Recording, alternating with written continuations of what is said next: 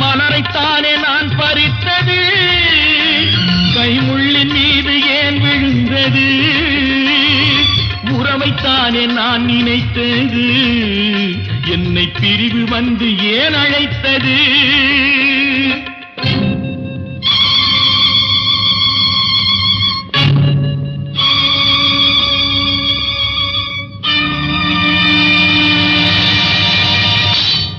எழுதுங்கள் என் கல்லறையில் அவள் இரக்கமில்லாதவள் என்று, பாடுங்கள் என் கல்லறையில் இவன் பைத்தியக்காரன் என்று.